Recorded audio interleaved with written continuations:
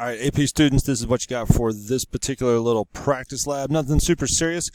First things first, you got 4 keystrokes: up, down, right, and left. In that order: up, down, right, and left. The first action that you'll see is when you press up, it's going to count in ascending fashion from 1 to 4 on the index for the words list right here. So you can see it output right down here. So you're going to make it count forward. Same list, when we press down, it's going to count in descending order on the indices from 4 all the way to 1. So it goes 4, 3, 2, 1. Then you need to make it also print out with concatenation, where it's going to amend Ch.1 and Dog1 from words, and it says list 2. Don't worry about the name, but you can call them whatever you want. But basically, these are 2 separate arrays right here.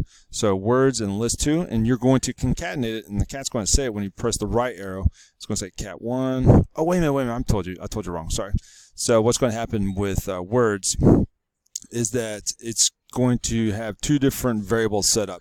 It's going to count upward from the first index position, and then it's also going to count downward from the last index position. So let me do that again.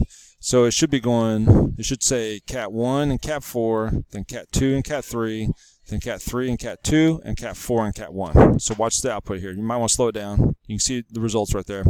It's flip-flopping them. So what it's doing is the first instance of the words list is counting up, and then the same statement that's using concatenation, we got a variable that's being used. You got to put in some code. You got to figure this out. That's the hard part.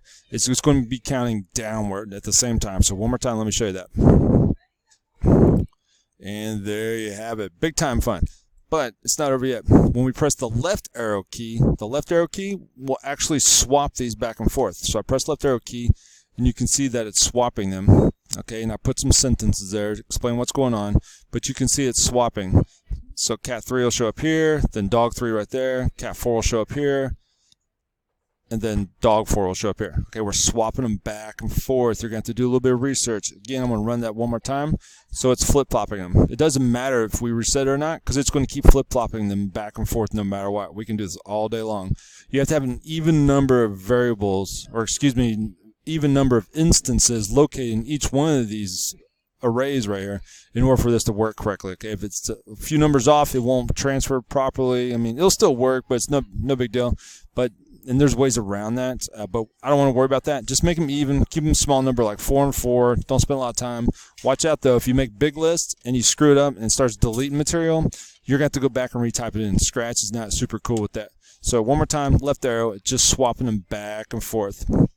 I put extra text in here just so I could kind of keep track of what was going on. It's kind of a control feature that I like because I'm into control, I guess. Maybe not. I don't know. But anyhow, here's the video. Check it out. We'll be streaming this on Twitch tonight.